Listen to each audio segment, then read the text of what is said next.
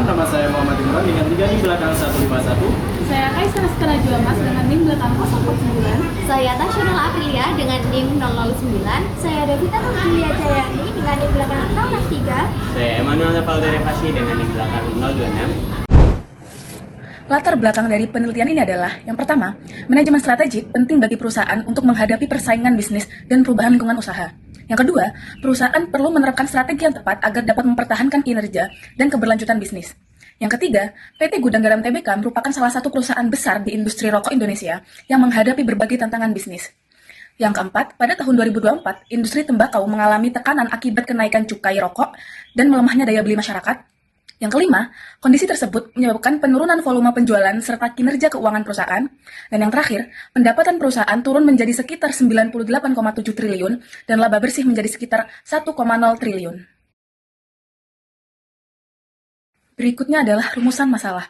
Yang pertama, apa tipe strategi umum yang diterapkan oleh PT Gudang Garam Tbk dalam menjalankan kegiatan usahanya? Yang kedua, bagaimana tingkat keberlanjutan dari strategi yang dijalankan oleh PT Gudang Garam Tbk dalam menghadapi perubahan lingkungan bisnis dan persaingan industri? Selanjutnya, tujuan dari penelitian ini adalah untuk menganalisis tipe strategi umum yang diterapkan oleh PT Gudang Garam Tbk dalam menjalankan kegiatan usahanya di tengah persaingan industri yang semakin ketat. Selain itu, penelitian ini juga bertujuan untuk mengetahui bagaimana strategi yang diterapkan perusahaan mampu mendukung keberlanjutan bisnis dalam jangka panjang, terutama dalam menghadapi berbagai tantangan seperti perubahan kondisi pasar, kebijakan pemerintah, serta dinamika lingkungan bisnis. Selanjutnya, manfaatnya. Yang pertama, bagi perusahaan, penelitian ini diharapkan dapat memberikan gambaran mengenai efektivitas strategi yang diterapkan perusahaan sehingga dapat menjadi bahan pertimbangan dalam menentukan arah strategi bisnis di masa depan. Yang kedua, bagi akademisi, penelitian ini diharapkan dapat memberikan kontribusi dalam pengembangan ilmu pengetahuan, khususnya di bidang manajemen strategik, serta menjadi referensi bagi penelitian selanjutnya yang berkaitan dengan analisis strategi perusahaan dan keberlanjutan bisnis. Nah, pada kesempatan ini kita akan membahas terkait bagaimana kajian pustaka dalam landasan teoritis dalam penelitian. Nah, kajian pustaka ini mencakup beberapa konsep utama. Yang pertama yaitu teori manajemen strategik, yang kedua yaitu tipe-tipe strategi organisasi, yang ketiga yaitu keberlanjutan strategi, serta penelitian terdahulu yang relevan dengan topik yang akan kita bahas. Oke, langsung saja kita yang pertama akan membahas terkait teori manajemen strategi. Sebenarnya, apa sih manajemen strategi itu? Manajemen strategi merupakan suatu proses yang digunakan oleh organisasi untuk menentukan arah dan tujuan jangka panjangnya. Menurut David, manajemen strategi meliputi proses perumusan, implementasi, dan evaluasi strategi yang dilakukan secara terintegrasi agar suatu organisasi dapat mencapai tujuannya secara efektif. Nah, hal ini menunjukkan bahwa strategi tidak hanya terbatas perencanaan, tapi juga mencakup bagaimana strategi tersebut dijalankan serta dikontrol dalam praktik organisasi. Dengan adanya manajemen strategi yang baik, perusahaan dapat lebih mudah menyesuaikan diri terhadap perubahan lingkungan bisnis yang semakin dinamis. Selanjutnya, kita akan membahas terkait tipe-tipe strategi organisasi yang dikemukakan oleh Miles and Snow. Mereka mengelompokkan strategi organisasi menjadi 4 tipe utama, yaitu defender, prospector, analyzer, dan reactor. Nah, yang pertama yaitu strategi defender. Biasanya diterapkan oleh perusahaan yang lebih fokus pada stabilitas dan efisiensi dalam mempertahankan pasar yang telah dimilikinya. Nah, sebaliknya nih, strategi prospector ini menekankan pada inovasi serta pencapaian peluang baru dalam menghadapi persaingan bisnis.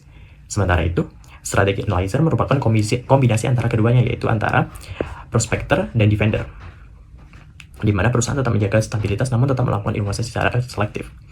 Adapun strategi director menggambarkan organisasi yang tidak memiliki arah strategi yang jelas dan cenderung hanya bereaksi terhadap perubahan lingkungan saja.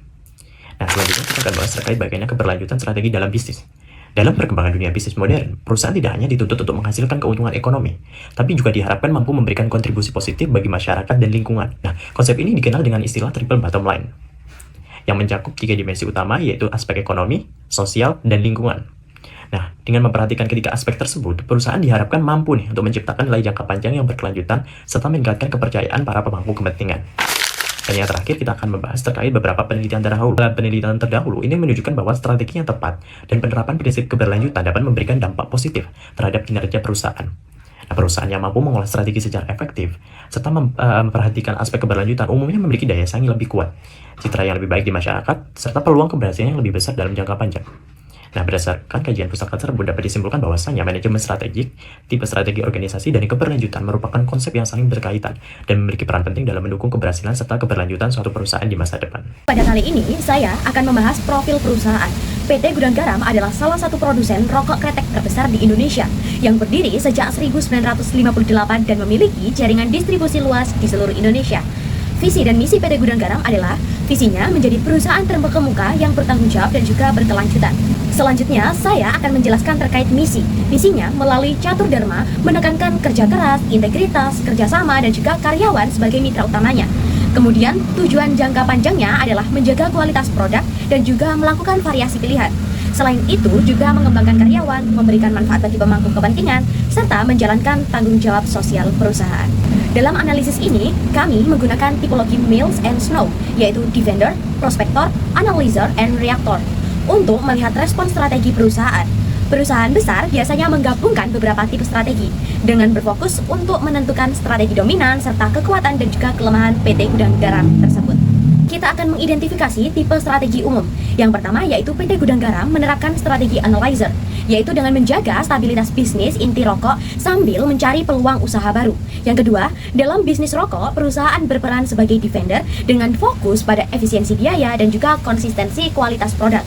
Kemudian yang ketiga adalah perusahaan juga bukan tipe reaktor, karena memiliki strategi yang terencana dan konsisten, yang bukan sekedar reaksi terhadap perubahan. Selanjutnya, yang keempat adalah PT Gudang Garam dengan menunjukkan karakter prospektor lewat diversifikasi ke infrastruktur seperti Bandara Doho. Kemudian yang kelima adalah strategi analyzer yang membuat perusahaan tetap stabil sekarang sekaligus menyiapkan pertumbuhan ke depannya bagaimana. Dan saya akan menjelaskan terkait kekuatan strategi analyzer PT Gudang Garam yang memiliki stabilitas pendapatan, arus kas utama dari bisnis rokok, kemudian integrasi vertikal produksi, dan juga distribusi yang meningkatkan efisiensi dan juga daya saing. Selanjutnya, saya akan membahas terkait kelemahan strategi analyzer, yaitu diversifikasi sektor infrastruktur menimbulkan kompleksitas manajerial. Hal ini beresiko investasi jangka panjang dan juga kerentanan terhadap kebijakan cukai akibat ketergantungan pada bisnis rokok. Kemudian implikasi strategisnya, strategi analyzer menunjukkan keseimbangan stabilitas dan adaptasi dengan keberhasilan yang bergantung kepada manajemen risiko, lintas sektor, dan juga konsistensi visi jangka panjang. Baik, selanjutnya saya akan menjelaskan analisis keberlanjutan berdasarkan 3 pilar. Jadi, dari keberlanjutan strategis ini tuh bertujuan untuk menilai kemampuan perusahaan dalam mempertahankan keberlangsungan operasional, yang dimana implementasinya itu terdapat 3 pilar. Yang pada pilar pertama yaitu pilar ekonomi, perusahaan ini berusaha menjaga keberlanjutan bisnisnya dengan mempertahankan kualitas produk dan harga yang tetap kompetitif bagi konsumen. Meskipun pada tahun 2024, perusahaan PT Gudang Garam Tbk ini menghadapi tekanan laba, sehingga manajemen ini tetap berupaya untuk menjaga stabilitas keuangan perusahaan melalui pengendalian biaya operasional, pengelolaan utang, serta pengaturan modal kerja secara hati-hati. Lalu dari sisi sosial, perusahaan itu memiliki kontribusi yang cukup besar dalam menyediakan lapangan pekerjaan, sehingga jumlah karyawannya itu hampir lebih dari 30 orang, yang dimana perusahaan ini juga memberikan perhatian pada kesejahteraan karyawan melalui sistem pengupahan yang layak, program pelatihan keterampilan, serta jaminan keselamatan kerja yang baik. Hal ini tuh dibuktikan dengan pencapaian sistem manajemen keselamatan dan kesehatan kerja yang memperoleh kategori memuaskan.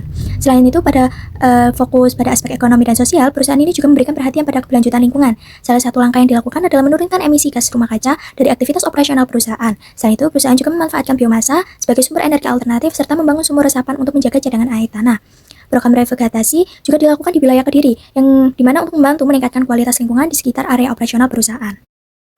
Selanjutnya, saya juga akan menjelaskan faktor yang dimana menjadi pendukung dan penghambat strategi.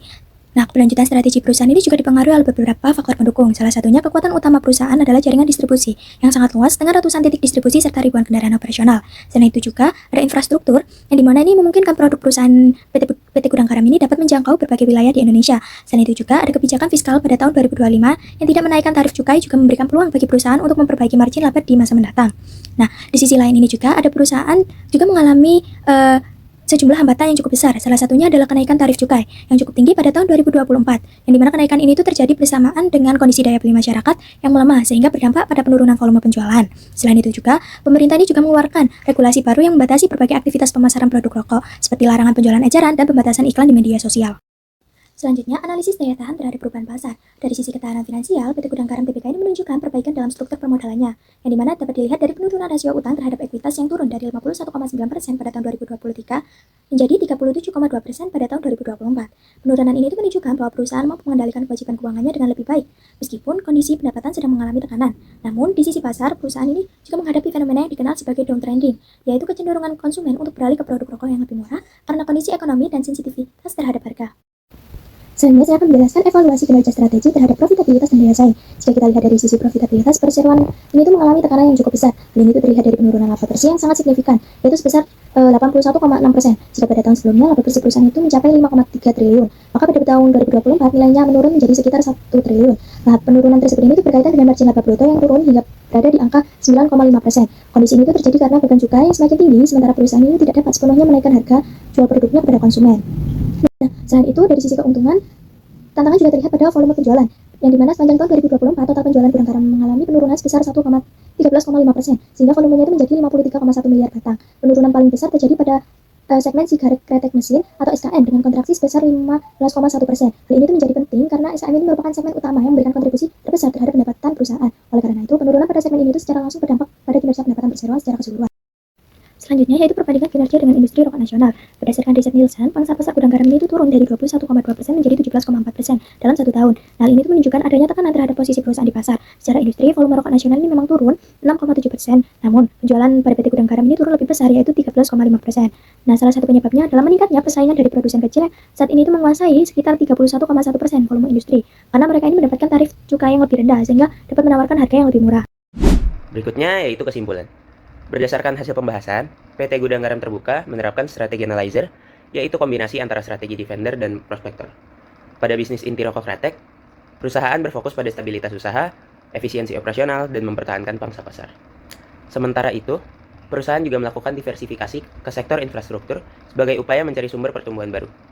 Strategi ini memberikan kekuatan berupa stabilitas pendapatan dan dukungan finansial untuk investasi jangka panjang, serta didukung oleh jaringan distribusi yang luas. Namun, perusahaan masih menghadapi tantangan seperti kenaikan cukai rokok, perubahan regulasi, dan persaingan industri. Jadi secara keseluruhan, strategi analyzer dinilai tepat untuk menjaga keseimbangan antara stabilitas bisnis dan adaptasi terhadap perubahan lingkungan usaha. Dan yang terakhir, yaitu saran. Yang pertama ada saran bagi perusahaan, itu PT Gudang Garam disarankan untuk memperkuat diversifikasi usaha, serta meningkatkan inovasi dan efisiensi operasional agar tetap kompetitif di tengah perubahan regulasi dan persaingan industri. Yang kedua yaitu penguatan strategi keberlanjutan.